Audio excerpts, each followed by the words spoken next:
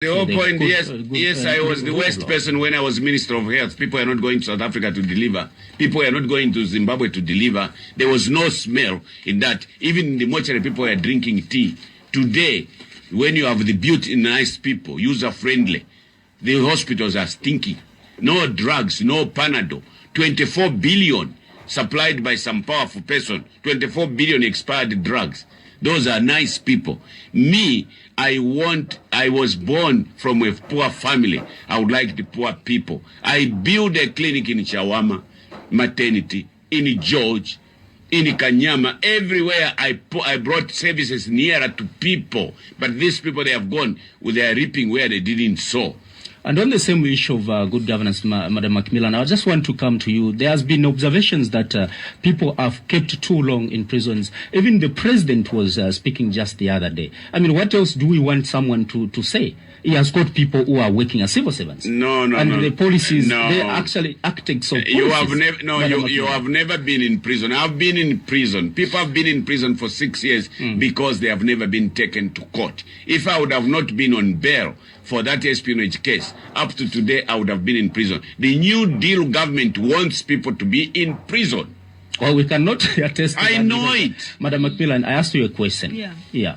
I am saying that the issue of the prisons, the president actually said that the other day he was speaking that he's not impressed that people have been, in prisons detained for too long. I mean, that is a good one. And it's actually someone vindicating himself. And he's saying, I've got the trustees, people who are supposed to do this, because it's just a government, which is the people themselves. Yeah, but this is not a new problem, this thing of people being locked up for years. You will recall that a few years back, His Lordship, Judge Chanda, released several prisoners because they had been languishing in prison for a long time without the due process of the law taking effect. And a few months after that, he was forced to resign from the judiciary. So this is not a new phenomenon. It's a problem that is actually become rooted in our society. How do we resolve that problem? I think that is also an issue of governance. Good governance. Yes. And also, it is having respect for the law. Okay, if we say that a man can only be locked up in the police cells for 24 hours, we should respect that. The failure to respect that means that there's something wrong with the system. Okay, one of the things about good governance is that you must have an independent judiciary and you must have an incorruptible police service. If those two things are missing, then you are not going to reach your target of good governance at all.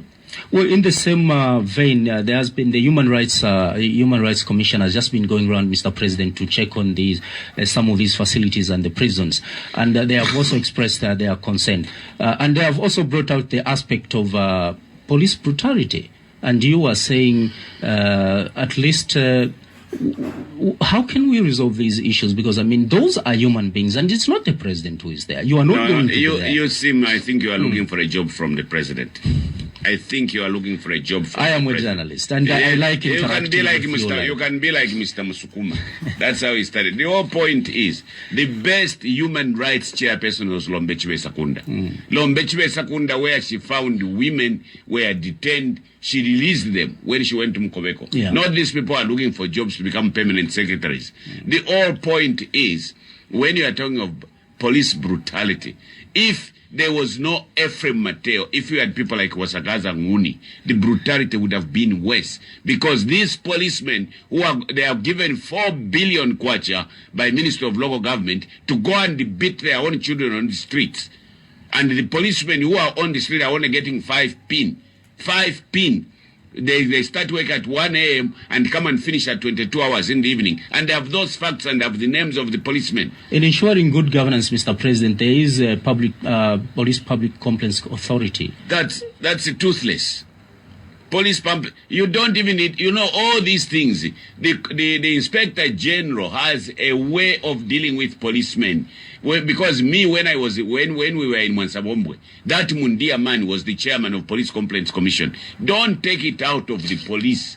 Leave the police, they can deal with this matter. There are means and ways of how you raise a complaint against the police.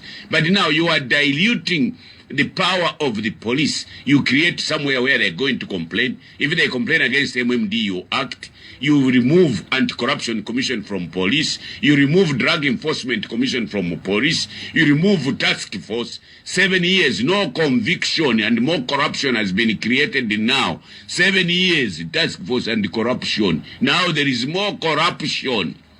Well, Madam Macmillan, the issue of constitution is really critical. From the way you people are coming out, it appears to me that both the government and the civil society and all stakeholders and the citizens, you are committed to this. Government is not committed. Government is not committed. Madam Macmillan, there is commitment to that. Well, as civil society, we are committed to attaining a new constitution.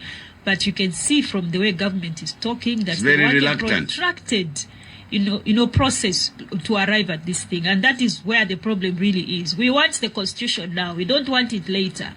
We don't want it. Mr. President, you talked about the media. What she's saying is right. In 2003, His Excellency the President made two major pronouncements. One, appointing a review commission, appointing a task force. They were all useless, because he was just doing public relations. Public relations, we have not achieved anything at all. So we need the pressure, political parties, the people, the civic society, to force him to bring a referendum, to bring a white paper, accept a referendum. So he has said he's open to dialogue, and he has still dialogue. Normally, when you, excuse me, he called Indaba at Mulungushi. What has he done about that Indaba which he called at Mulungushi? What type of a reporter who can't remember?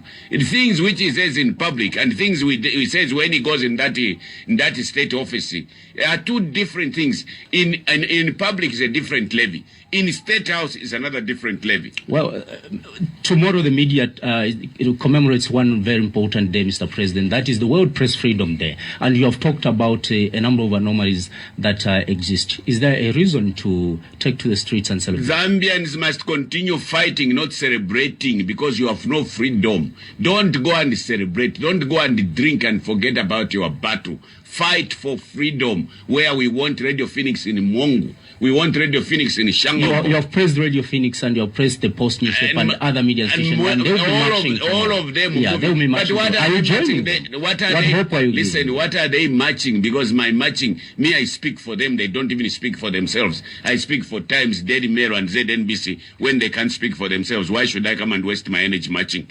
What I'm saying, go and protest to say you need more freedom. Allow Mr. Kaperembe to write the news. Allow this Kantumoya, who was going to tell me, to write the news. Allow Ben Kangwani, Mr. Parafini, to broadcast what news, not what Mr. Parafini. Director General. That is Mr. Salas. Oh, sorry, is that Mr. Parafini? Well, in the last just one sentence, Madam Macmillan, because we have run out of time, which way forward? Good governance in Zambia. Good governance in Zambia. A very short good governance in Zambia is an ideal that we need to work towards attaining. And the more consistent we are at the effort of doing so, the more likely we are to reach the objective that we want. Yeah. To achieve good governance, nothing comes for nothing. Nothing comes for nothing. Anybody who is trusting this government, they are wasting their time. And after all, every day which passes, why should they trust you, Mr. Listen, don't trust me, trust my words. Let's be united. Let's be united. Speak. Our forefathers who are not educated spoke against the federation, spoke against the British government. Our people spoke against one party. Why are all these educated hiding in any civic? Let's rise and get the referendum to scrap Article 79, bring in convention or National Assembly, whatever, is it? Constituent Assembly, so that, but let's all be united without violence.